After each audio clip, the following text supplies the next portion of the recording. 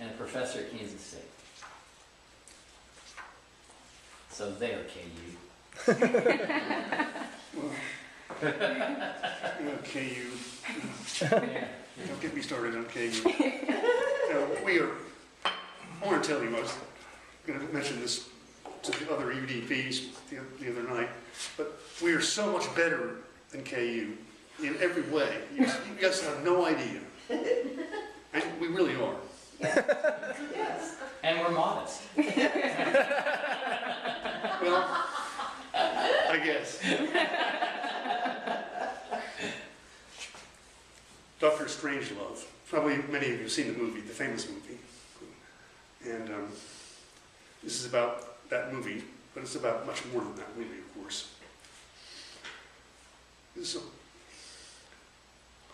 popular wisdom holds that the wheelchair-bound German scientist, paid by Peter Sellers, whose right arm, late in that movie, jerks up in a spasm as he struggles to rise, as he shouts in triumph and relief, "Mein Führer, I can walk," is based on Werner von Braun, the engineer who designed the notorious V2.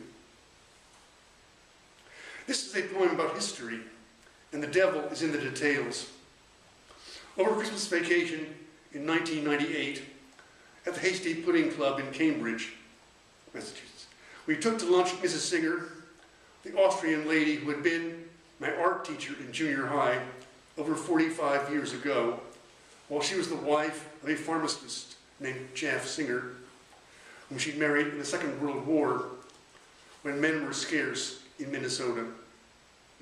We took to lunch Mrs. Singer, who was no longer Mrs. Singer, but Mrs. Philip Morrison, wife of the internationally famous physicist Philip Morrison.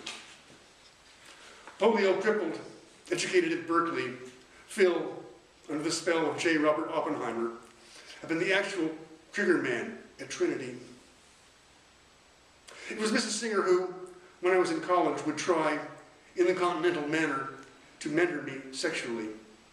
She was not unlike Thackeray's Becky Sharp, but Miss Sharp, when there's wealth on the line, would have known how to allow a kiss to develop and open gradually in the mouth of a boy or a man, instead of biting my tongue blindly and far past the point of pain.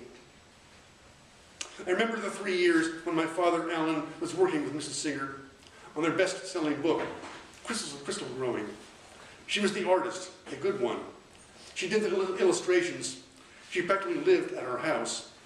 And I remember the indignation of Alan and his colleagues when they learned that Mrs. Singer had stolen Phil from Emily, the lady who had supported him through graduate school, opening doors for his wheelchair.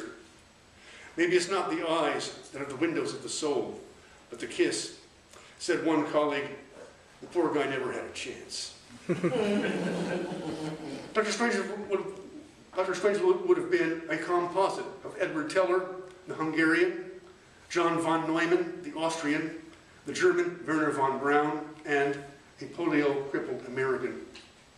History is a kind of gossip that's been dignified by time. The greatest novels are gossip transformed into art. The devil is in the details.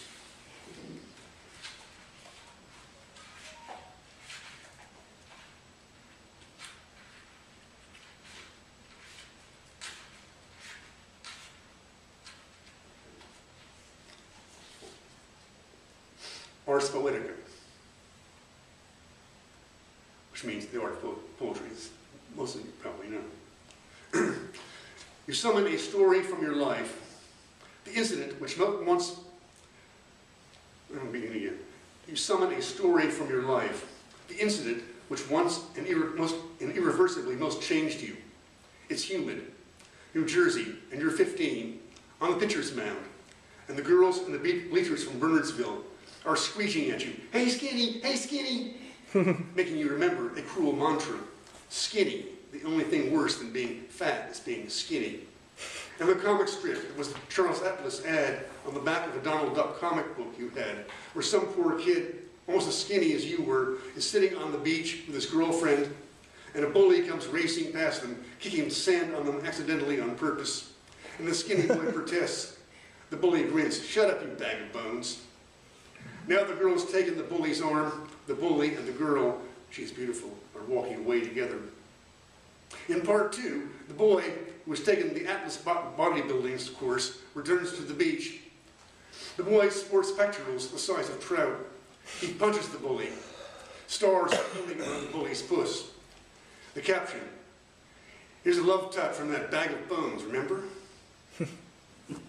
All analogies limp, I grant. Poetry is a substance.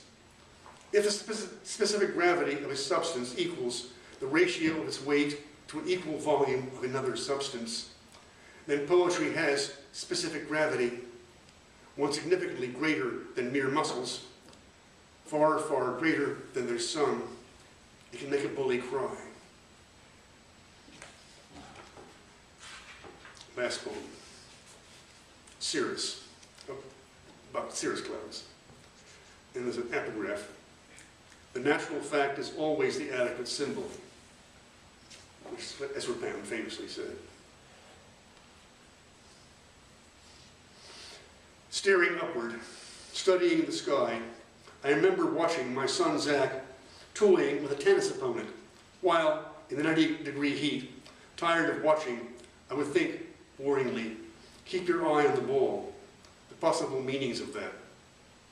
My wife, Anna, complains, I don't write poetry anymore, but bandy abstract ideas about. She is probably right, though I have to admit that I like simply the trimeter lilt of the words, probably right. Probably right. And I think of Beethoven's final string quartet, the way it lifts waves, it grunts, hee-haws, raising how many acres, how many lonely fields, hee-haw, as thin, as wispy as cirrus trailing off in the stratosphere. She is probably right. When we scrape out the stubborn music, can music be stubborn? Cirrus is surely the music of late middle age, putting things into perspective. Hee-haw, so high and far, the cirrus drifts. Hee-haw, hee-haw.